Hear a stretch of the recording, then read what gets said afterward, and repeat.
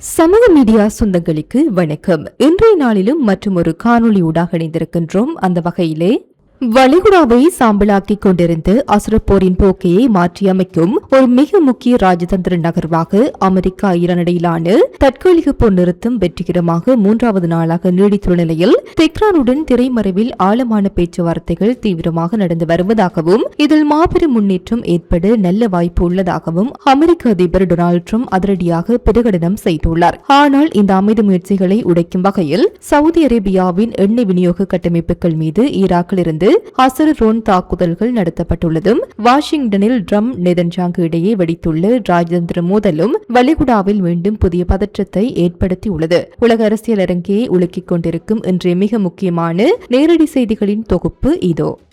மத்திய கிழக்கு பிராந்தியத்தில் ஒட்டுமொத்த உலக பாதுகாப்பை அச்சுறுத்தி வந்த அமெரிக்க ஈரான் போரில் ராஜதந்திர வரலாற்றின் மிக முக்கிய திருப்பு முனையாக இரு நாடுகளுக்கும் இடையிலான தற்காலிக போர் நிறுத்தம் வெற்றிகரமாக 3வது நாளாக நீடித்து வரும் வேளையில் அமெரிக்க அதிபர் டொனால்டு டிரம்ப் புதிய அதிரடி அறிவிப்பு ஒன்றை வெளியிட்டுள்ளார். அமெரிக்காவிற்கும் ஈரானுக்கும் இடையிலான நிலையற்ற போர் நிறுத்தம் தொடர்ந்து 3வது நாளாக வெற்றிகரமாக நீடிக்கின்றது. தெஹ்ரானுடன் தற்போது திரைமறைவில் நடைபெற்று வரும் மிக ஆழமான பேச்சுவார்த்தைகளில் ஒரு மாபெரும் முன்னேற்றம் ஏற்படுவதற்கு நல்ல வாய்ப்பு இருப்பதாக அதிபர் டொனால்டு டிரம்ப் அதிகாரப்பூர்வமாக பிரகடனம் செய்துள்ளார். ராணுவ முதலுக்கு திரும்புவதை தற்போதைய ராஜதந்திர நகர்வுகள் தடுத்து நிறுத்தக்கூடும் என்றும் டிரம்ப் நம்பிக்கை தெரிவித்துள்ளார். வெள்ளை மாளிகையின் தற்போதைய வெளியுறவு கொள்கை மற்றும் பேச்சுவார்த்தைகளின் அசுர விவரங்களின்படி ஈரான் முன்பை விட இந்த பேச்சுவார்த்தைகளை மிகவும் தீவிரமாக எடுத்துக் கொள்கிறது என டிரம்ப் குற்றம் சாட்டியிருந்தாலும் தனது வழக்கமான இரட்டை உத்தி மூலம் ஈரானை எச்சரிக்கவும் அவர் தவறவில்லை. தற்போது நடைபெற்று வரும் இந்த ஆழமான பேச்சுவார்த்தைகள்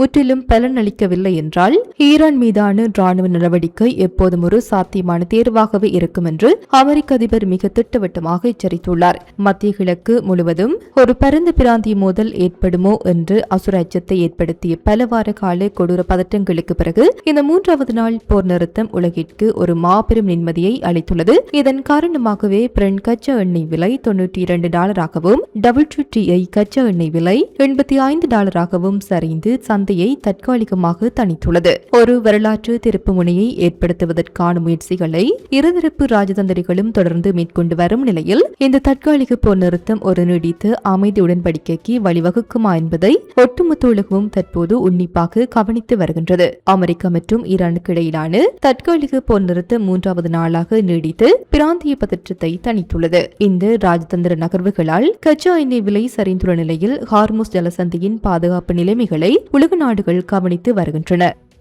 அமெரிக்க ஈரான் தற்காலிக போர் நிறுத்தம் 3வது நாளாக நீடித்து வரும் நிலையிலும் கச்சா எண்ணெய் விலைகள் 4% சரிந்து உலக சந்தை தற்காலிக நிம்மதி அடைந்துள்ள சூழலிலும் மத்திய கிழக்கு பிராந்தியத்தில் மற்றும் ஒரு புதிய போர்முனை விஸ்வரூபம் எடுத்துள்ளது. சவுதி அரேபியாவின் மைய பகுதியை குறிவைத்து நடத்தப்பட்ட திடீர் ட்ரோன் தாக்குதல் பிராந்தியத்தில் பெரும் பரபரப்பை ஏற்படுத்தியுள்ளது. சவுதி அரேபியாவின் கிழக்கு மாகாணம் மற்றும் தலைநகர் ரியாத்தில் உள்ள மிக முக்கியமான எண்ணெய் வசதிகளை குறிவைக்க முயன்ற பல ஆளில்லா விமானங்களை சவுதி வான் பாதுகாப்பு படைகள் வெற்றிகரமாக இடைமறித்து அளித்துள்ளனர். ஈராக்கிலிருந்து செயல்படும் ஈரான் ஆதரவு போராளி குழுக்களே இந்த தாக்குதலுக்கு முழுமையான காரணம் என்று சவுதி பாதுகாப்பு அமைச்சகத்தின் அதிகாரப்பூர்வ செய்தி தொடர்பாளர் மேஜர் ஜெனரல் துருக்கி அல் மாலிகி திங்களன்று பகிரங்கமாக தெரிவித்துள்ளார். பாதுகாப்பு அமைச்சகத்தின் அறிக்கையின்படி வெளியிடப்பட்ட முக்கிய விவரங்களின்படி கடந்த சில மணி நேரங்களாக நடைபெற்ற இந்த தாக்குதல் முயற்சிகள் முற்றிலும் ஈராக் மண்ணிலிருந்து ஏவப்பட்ட பயங்கரவாத செயல்கள் என்று சவுதி தரப்பு கடுமையாக கண்டித்துள்ளது.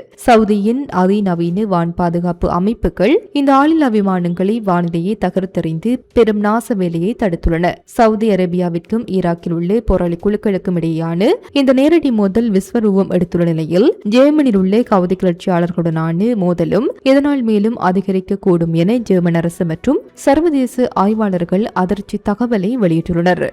வெள்ளை மாளிகையில் இன்று அமெரிக்க அதிபர் டொனால்டு டிரம்பை இஸ்ரேலிய பிரதமர் பெஞ்சமின் நெதன்யாகு நேரில் சந்திக்கவுள்ள நிலையில் இரு தலைவர்களுக்கும் இடையே ஈரானிய விவகாரத்தில் கடுமையான ராஜதந்திர மோதல் வெடிக்க வாய்ப்புள்ளதாக நிபுணர்கள் எச்சரித்துள்ளனர். இன்று வெள்ளை மாளிகையில் அதிபர் டிரம்பை சந்திக்கும் போது பிரதமர் நெதன்யாகு தெஹ்ரானில் ஆட்சி மாற்றத்திற்கான கருத்தை மீண்டும் முன்வைக்க மிக தீவிரமாக முயற்சிப்பார். ஆனால் டிரம்ப் நிர்வாகம் ஈரானுடன் ஏற்படுத்தியுள்ள புரிந்துணர்வு ஒப்பந்தம் இஸ்ரேலுக்கு பெரும் அதிருப்தியை ஏற்படுத்தியுள்ளதால் இந்த சந்திப்பு வளைகுடா போரின் போக்கை மாற்றி அமைக்குமா என்று அசுர எதிர்பார்ப்பு எழுந்துள்ளது. அலெக்ஸ் வடாங்காவின் மூலோபாய பகுப்பாய்வின்படி வெள்ளை மாளிகை சந்திப்பின் முக்கிய அம்சங்களின்படி நெதன்யாகு தெஹ்ரானில் ஆட்சி மாற்றத்தை வலியுறுத்தினாலும் இது அதிபர் ட்ரம்புக்கு உகந்ததாக இருக்காது என வடங்கா கருதுகிறார். அரசியல் ரீதியாக அமெரிக்க பொதுமக்கள் மத்தியில் இந்த போர் ஏற்கனவே கடுமையான செல்வாக்கற்ற ஒன்றாக மாறியுள்ளது. எனவே ட்ரம்ப் அதை செய்ய விரும்பவில்லை. தெஹ்ரானுடன் அமெரிக்கா ஒப்புக்கொண்டு புரிந்துணர்வு ஒப்பந்தம் குறித்து இஸ்ரேலியர்கள் இன்னும் கடுமையான அதிருப்தியில் உள்ளனர்.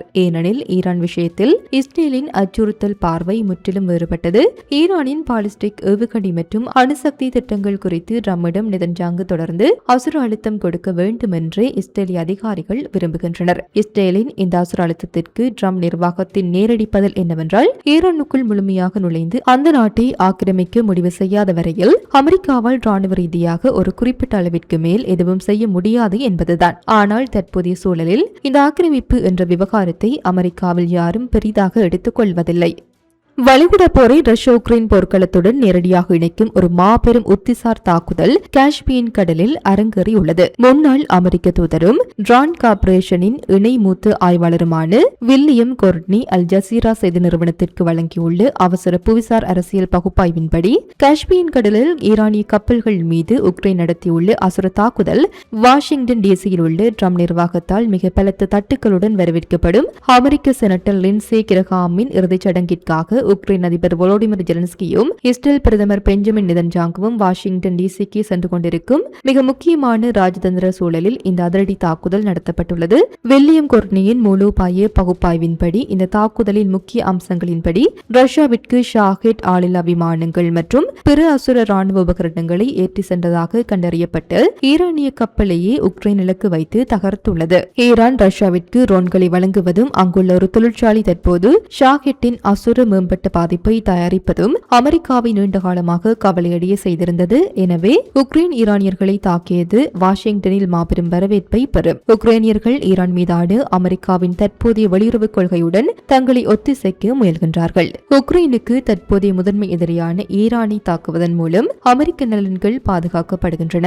இது உக்ரைனுக்கும் ட்ரம்ப் நிர்வாகத்திற்கும் இடையிலான நெருங்கிய உறவுகளை வலுப்படுத்த உதவும் ஒரு சாதகமான உத்தியாகும். அமெரிக்காவும் இஸ்ரேலும் ஈரானுக்கு எதிராக நடத்தும் ஒட்டுமொத்த போரில் முழுமையாக இணைவதில் கீவிற்கு எந்த ஆர்வம் இல்லை என்று கொர்ட்னி தெளிவுபடுத்தியுள்ளார். ஏனெனில் ஈரானில் நடக்கும் போர் மேற்கத்திய நாடுகளில் கடுமையான செல்வாக்கற்ற ஒன்றாக மாறியுள்ளது. எனவே உக்ரைனில் நடக்கும் போரை ஈரானில் நடக்கும் போருடன் இணைத்து தங்களை அதிகமாக அடையாளப்படுத்திக் கொள்ள உக்ரைனியர்கள் விரும்ப மாட்டார்கள்.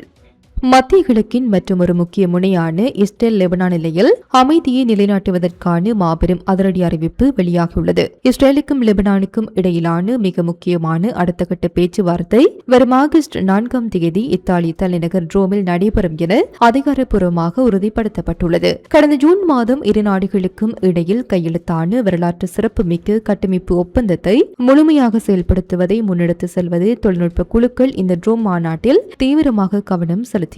அமெரிக்க வெளியுறவுத்துறை அதிகாரி வெளியிட்டுள்ள முக்கிய மூலோபாய விவரங்களின்படி இந்த உயர்மட்ட பேச்சுவார்த்தைகளில் எல்லையில் ஏற்கனவே உருவாக்கப்பட்டுள்ள முன்னோட்டு மண்டல செயல்முறையை மேலும் விரிவுபடுத்துதல், இரு நாடுகளுக்கும் இடையே பல தசாப்தங்களாக தீர்க்கப்படாத அனைத்து எல்லை பிரச்சினைகளையும் முழுமையாக தீர்ப்பது மற்றும் ஒரு விரிவான அமைதி மற்றும் பாதுகாப்பு ஒப்பந்தத்தை உருவாக்குவது ஆகியவை முதன்மை இலக்குகளாகும். ஜூன் மாத கட்டமைப்பு ஒப்பந்தத்தின்படி ஹிஸ்புல்லாவின் சரிபார்க்கப்பட்டு ஆயுத கழிவுகளுக்கு பிறகு லெபனான் ராணுவம் அந்த நாட்டின் அனைத்து பகுதிகளின் மீதும் தனது பயனுள்ள இறையாண்மை அதிகாரத்தை மீட்டெடுக்கும் ஒரு படிப்படியான செயல்முறையை இந்த ஒப்பந்தம் கோரிட்டு காட்டுகின்றது. அதன் பின்னரே இஸ்ரேலால் லெபனானிலிருந்து தனது படைகளை படிப்படியாக பின்வாங்கவோ அல்லது மீண்டும் நிலைநிறுத்தவோ முடியும். இந்த அமைதி உடன்படிக்கையின் முதல் கட்டமாக இஸ்ரேல் தனது படைகளை லெபனான் எல்லையிலிருந்து வெளியேற்றுவதற்காக வடிவமைக்கப்பட்டு 2 முக்கிய முன்னோட்டு மண்டலங்களையும் இந்த கட்டமைப்பு ஒப்பந்தம் துல்லியமாக கோரிட்டு காட்டியுள்ளது மக்களின் எதிர்பார்ப்பை அதிகரித்துள்ளது. இத்துடன் குறித்த காணொளி நிறைவு பெறுகின்றது. இது தொடர்பிலான உங்களுடைய கருத்துக்களை கமெண்ட் வாயிலாக தெரிவிக்கலாம். இது போன்ற பல செய்திகளை தெரிந்து கொள்ள நம்முடைய சமூக மீடியா யூடியூப் சேனலை சப்ஸ்கிரைப் செய்து அருகில் உள்ள பெல் பட்டனை கிளிக் செய்யுங்கள். மேலும் செய்திகளை உடனுக்குடன் தெரிந்து கொள்ள சமூகமீடியா.com என்ற இணையதளத்தின் வாயிலாக எங்களுடன் இணைந்திருங்கள்.